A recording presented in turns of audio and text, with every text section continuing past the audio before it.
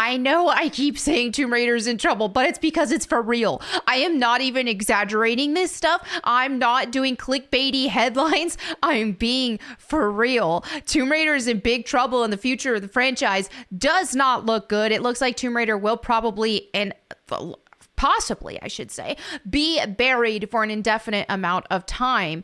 Right now, the only good things that we have received in Tomb Raider in a very long time is the classic remasters, and those have performed well. The first 3 classic remasters performed excellently, and then the last batch of remasters, 4 through 6, did good. Not necessarily stupendous like the first batch did, but still did good. But what we have right now is Phoebe Waller Bridge being tied to the Tomb Raider television series, working with Amazon on this, and that has been in production for years and years now, and she does not have a script. Doesn't even have a script.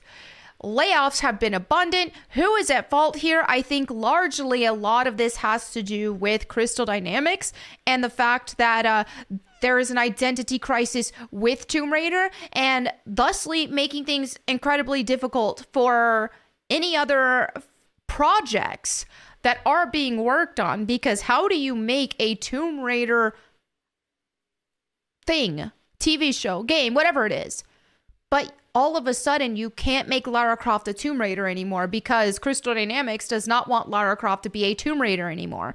I know.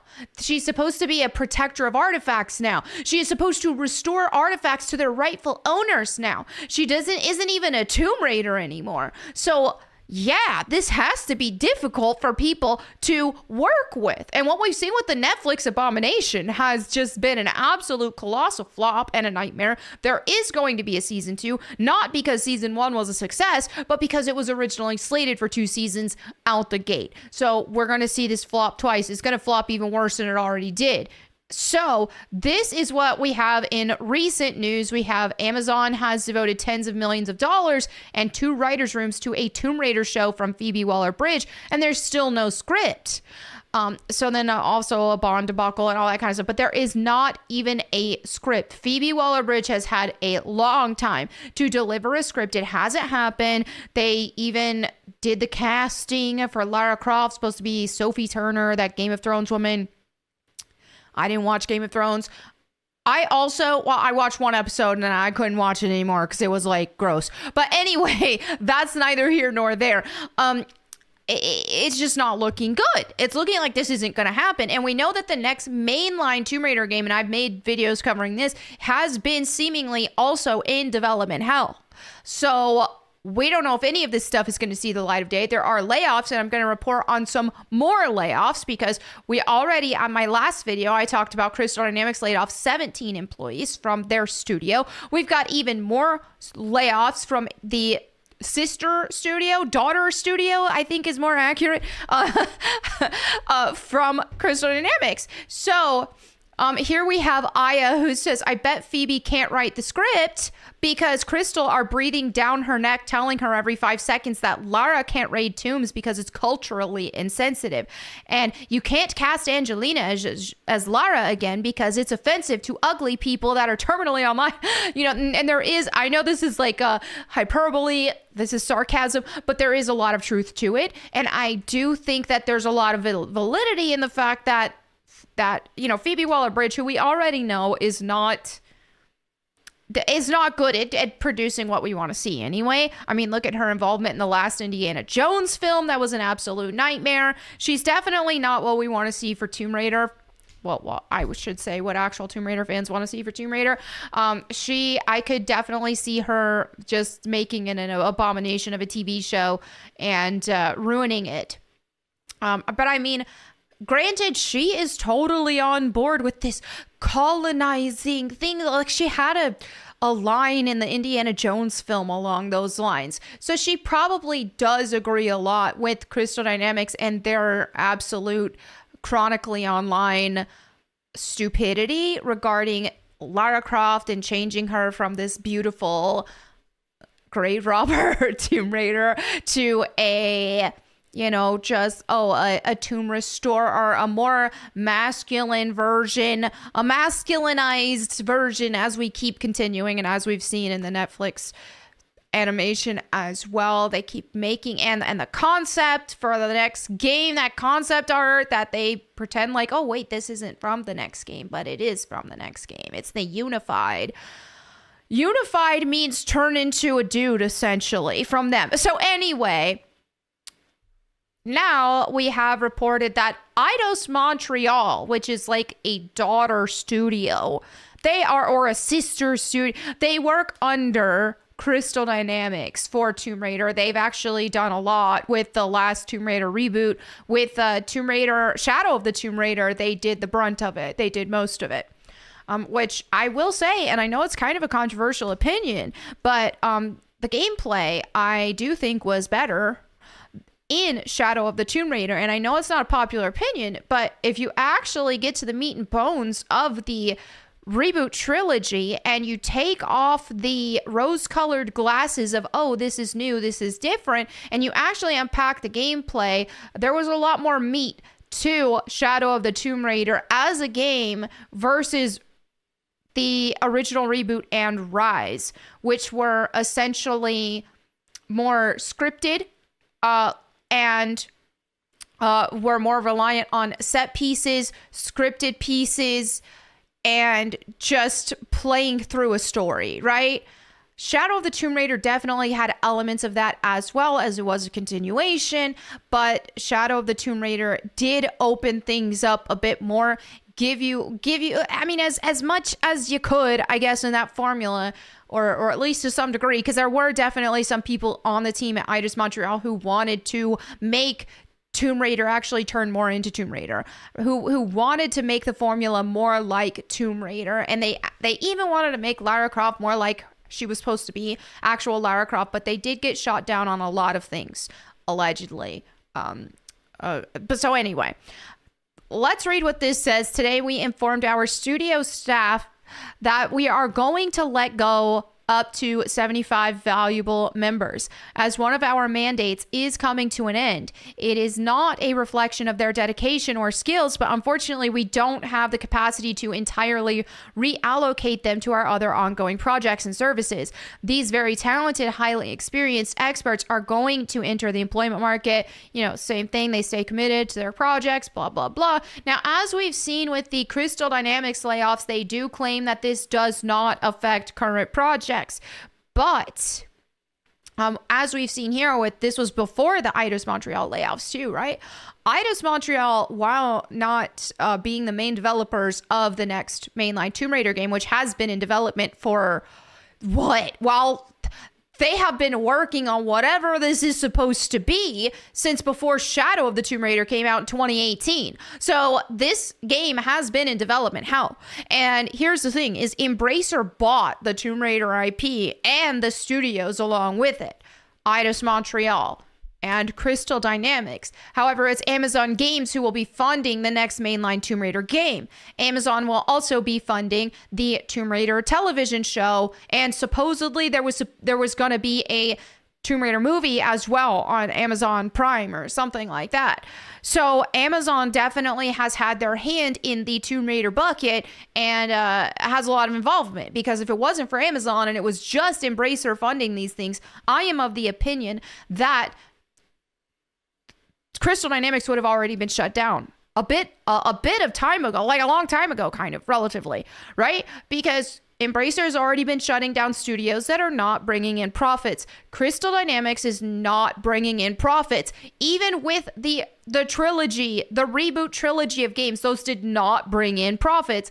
They broke even, supposedly. And I would question even that, because the budgets were monumental, and then you factor marketing and this and that, they were practically giving the games away, right? So at best, those games broke even. Now, some people want to pretend like they were a massive success because on paper, oh, well, it sold this many numbers, that's more than the classic Tomb Raider games made enough money that people on the development team, some people on the development team were able to retire, right?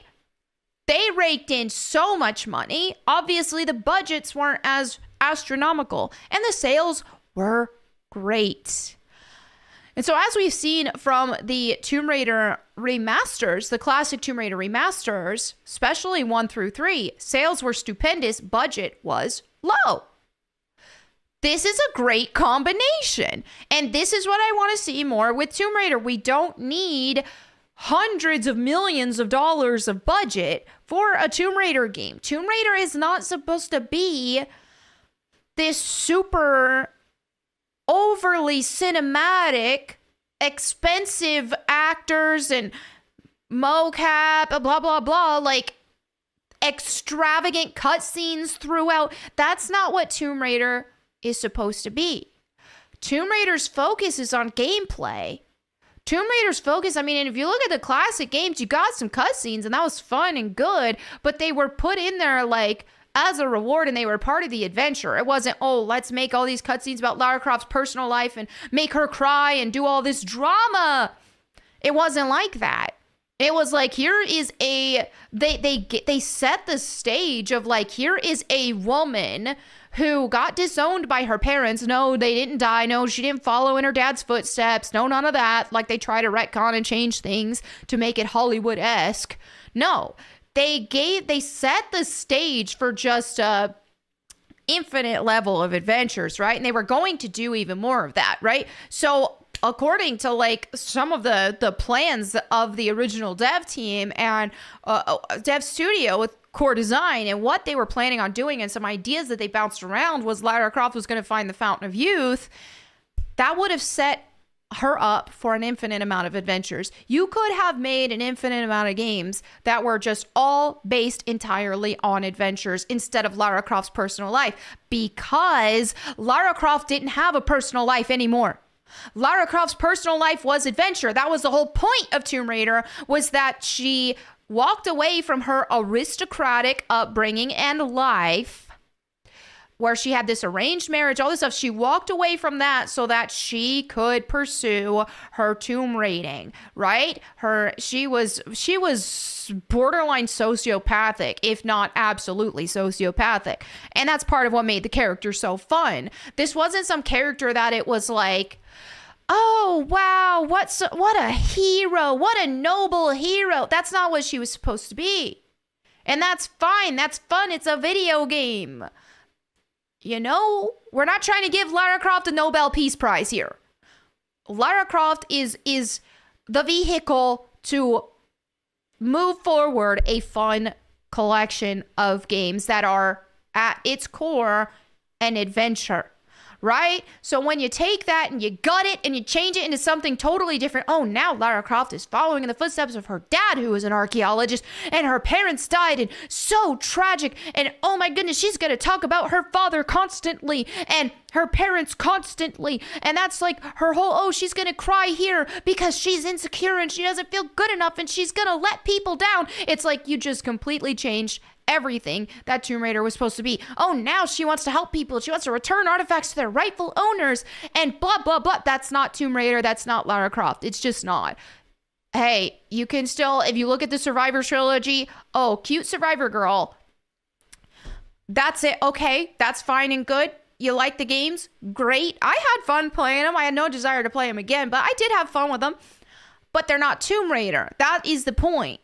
And so now you're in this really sticky situation of trying to progress the series when it already had a good formula. They could have just continued the games, better tech. Angel of Darkness, I do think that was like a side quest. That was like more like a spin-off than an actual Tomb Raider installment. That's my opinion. I know that Angel of Darkness fans may disagree with me. I have a lot of love for Angel of Darkness, but it was not in the same vein as the classic 1 through 5 games, especially 1 through 4, right? So I think ideally what they would have done, or what they even can do now if they hand this franchise off to Saber, is let them continue, go ahead, make an adventure where Lara Croft finds the Fountain of Youth, keep her frozen in like what? She's about 40 after the events of Angel of Darkness. Put her in her like 30s, early 40s maybe. And have her take that drink out of the fountain of youth, and there you go. Now she can explore for the rest of her life, forever, because she just drank the fountain of youth, so she's going to be immortal, right? Let these games be about globetrotting. Let Lara Croft be like that beautiful but confident and reckless adventurer, right? You have all of this. You have all the components. Let the games focus on puzzles, exploration, all that kind of stuff. They don't have to be huge budget, and they don't have to be marketed toward the modern audience that wants easy games that with their handheld and just a glorified story to watch. You don't have to market to them. If your budget is lower, you don't have to have the mainstream like it. It's okay to have stuff that doesn't appeal to the mainstream. Because when you try to appeal to everybody, you appeal to nobody, right? So actually appeal to the people who like these style of games. Have a lower budget so that you can be profitable in this and you can keep it going. That's my opinion on the matter. Anyway, there you have it for today's video. Thank you all so much for hanging out with me. As always, if you want me to read the Bible to you, you can check out my Bible channel at Bible Time with Melanie Mac, where I have the complete Bible uploaded. It's there, so you can watch it all, listen to it all. So yeah, thank you all so much for hanging out with me. I'll catch you again next time. Excuse me. In the meantime, go boom.